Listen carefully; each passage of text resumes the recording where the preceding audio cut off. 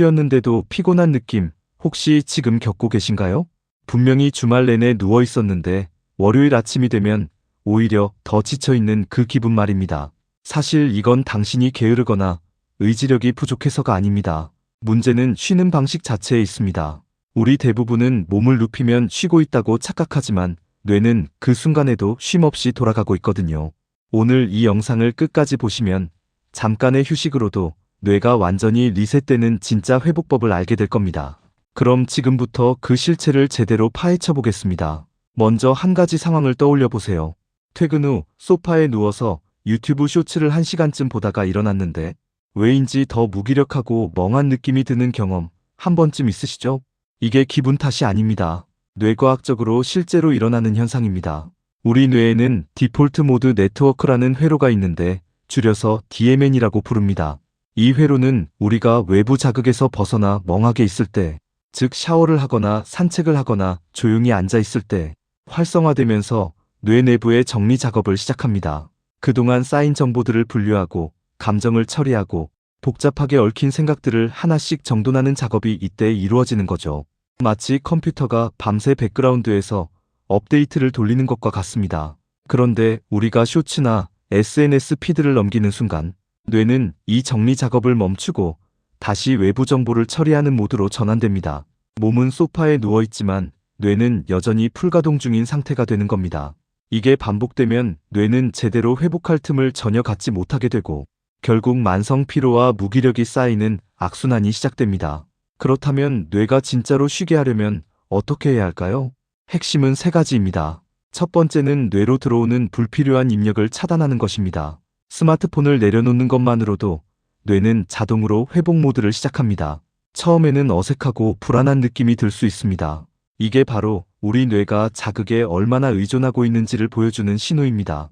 짧은 영상들이 계속 쏟아지는 환경은 뇌의 도파민 시스템을 끊임없이 자극해서 나중에는 공부나 업무처럼 천천히 보상이 오는 일에는 집중하기가 점점 더 어려워지게 만들거든요.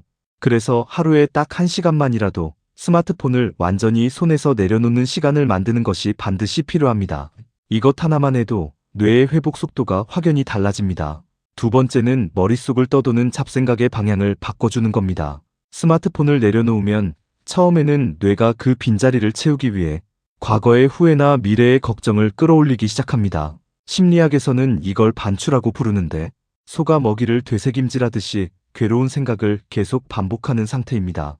이때 뇌는 쉬기는커녕 오히려 평소보다 더 많은 에너지를 소모합니다.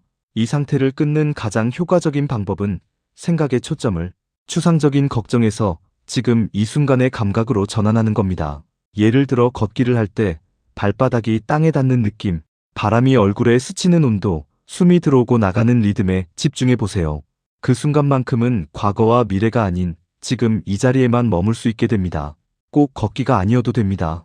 스트레칭을 하거나 따뜻한 차 한 잔을 손에 쥐고 그 온기에 집중하거나 가사 없는 음악을 틀어놓고 악기 소리 하나하나를 따라가 보는 것도 아주 좋은 방법입니다. 이렇게 감각 중심으로 주의를 전환하면 뇌는 자연스럽게 복잡한 생각에서 벗어나 진짜 휴식 모드로 들어가게 됩니다. 세 번째는 휴식 후에 내 감정 상태를 확인하는 습관을 들이는 겁니다. 이게 왜 중요하냐면 우리가 선택하는 휴식에는 두 가지 종류가 있기 때문입니다. 하나는 도파민 중심의 자극적인 휴식이고 다른 하나는 세로토닌 중심의 안정적인 휴식입니다. 랭크 게임을 하거나 술을 마시거나 자극적인 쇼츠를 몇 시간씩 보는 건 그 순간에는 재미있을 수 있지만 끝나고 나면 머리가 더 무겁고 공허한 느낌이 남습니다. 반면에 산책, 독서, 요가, 목욕처럼 몸과 감각에 집중하는 휴식은 끝나고 나서 마음이 차분하고 편안한 상태가 됩니다. 이게 바로 세로토닌이 채워진 상태입니다. 사람마다 자신에게 맞는 최적의 휴식법은 다릅니다. 어떤 분은 수영처럼 온몸을 움직이는 활동이 가장 잘 맞고 어떤 분은 조용한 카페에서 멍하게 앉아있는 시간이 가장 회복이 잘 되기도 합니다. 중요한 건 휴식이 끝난 뒤 내 감정이 더 편안해졌는지를 스스로 확인하면서 나만의 회복 루틴을 조금씩 찾아가는 겁니다. 마지막으로 일상 속에서 어떻게 적용하면 좋을지 간단히 정리해드리겠습니다. 집중이 필요한 공부나 업무를 할 때는 50분 정도 집중한 뒤에 5분에서 10분은 눈을 감거나 스트레칭을 하면서 뇌를 비워주세요. 50분이 부담스러우면 25분 집중하고 5분 쉬는 방식으로 더 짧은 사이클로 시작해도 충분합니다. 평일 저녁에는 하루 1시간만이라도 스마트폰을 내려놓고 몸을 움직이거나 조용히 생각을 정리하는 시간을 가져보세요. 주말에는 일정의 절반 정도는 아무것도 해야 한다는 압박 없이 그냥 그 순간을 느끼는 데만 써보시길 권합니다. 오늘 핵심을 한 줄로 정리하자면 이겁니다. 뇌는 자극이 없을 때 비로소 쉬기 시작하고 감각에 집중할 때 비로소 회복됩니다. 지금 당신이 아무리 쉬어도 피곤한 이유는 쉬는 법을 몰라서가 아니라 뇌가 한 번도 제대로 꺼진 적이 없어서일 수 있습니다. 오늘 딱 하나만 시도해보세요. 스마트폰을 내려놓고 10분만 걸어보는 것부터 시작하면 됩니다. 이 영상이 도움이 되셨다면 구독과 좋아요, 알림 설정 부탁드립니다.